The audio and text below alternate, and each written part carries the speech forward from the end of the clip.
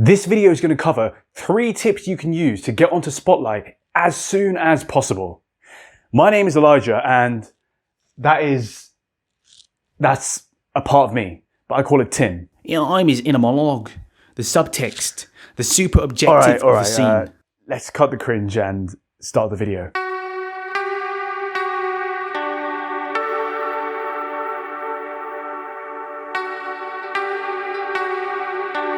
Cut the cringe? That transition was pretty cringy. Fair point. Anyway, except for going to drama school, what can you do to get onto Spotlight in less than 2 months? Right, step 1.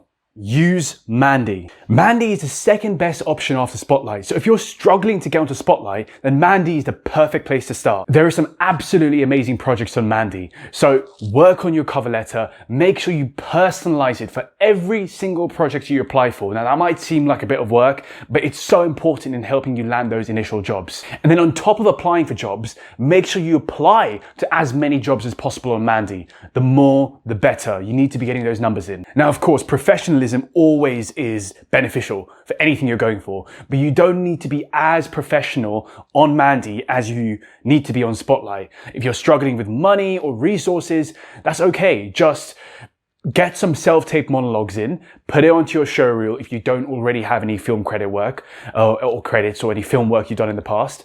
And in terms of headshots, what you can do is just get your friend, go to a plain white background or something, make sure it's well lit. If you don't have any lighting, be near a window for that daylight and just take some headshots and put it on Mandy. This is just going to get the ball rolling, get it up and ready so you can get some credits in via the Mandy Network and then help you get onto Spotlight. Of course, there are other sites you can use as well, such as Backstage and Star Now, but Mandy, out of all of the options, is by far the best one. So make sure you're on Mandy, you're applying for jobs, you have something up there that people can see, casting directors or directors of the films, just something that people can see, and make sure it looks decent. You can do this all for 0 budget. Step 2 is to use Facebook groups such as Actors UK or British Actors Network.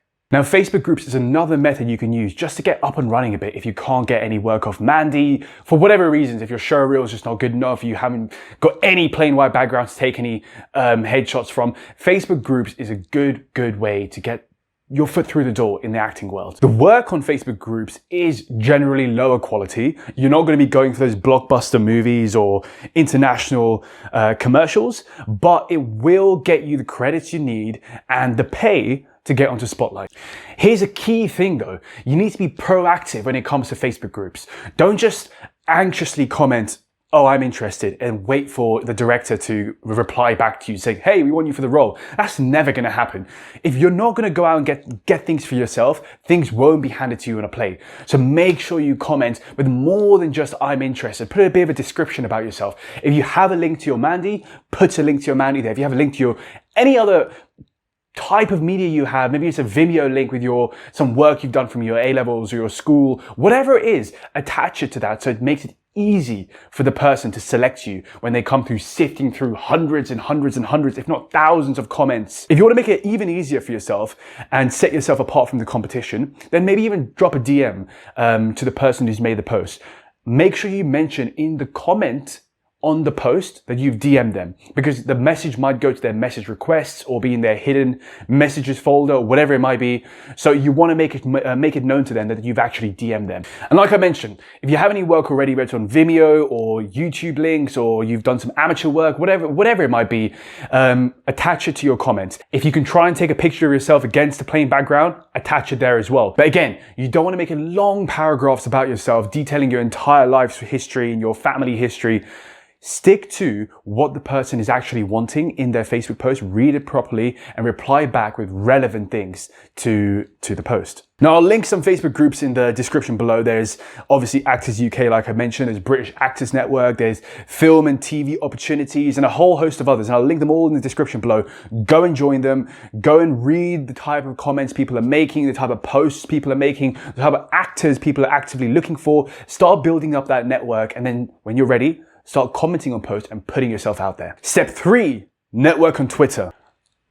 Now, mate, have you not seen what Elon Musk's done to Twitter? Yeah, he's bloody destroyed it. It doesn't matter what Elon is doing with Twitter, okay? If you can go and network on Twitter, there's tons of opportunities on Twitter, from casting directors continuously making casting calls to directors making casting calls to other actors making casting calls.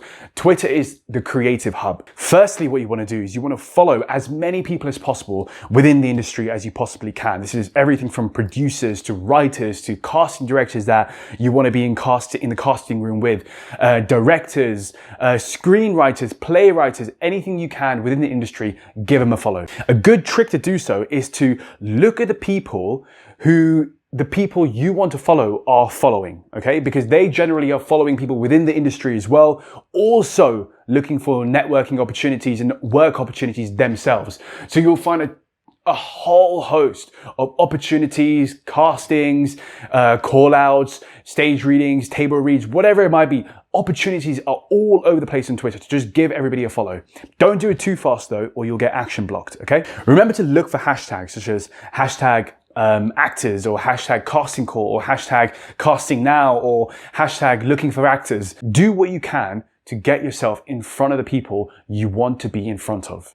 Now, bonus tip, headshots. I want to cover this in a little bit more detail because this is so much easier than you guys think. Now, although I'm not an advocate of cheap headshots, if you're trying to fast track your way onto Spotlight and you want to raise a thin budget, then no one should be gatekeeping you from the industry.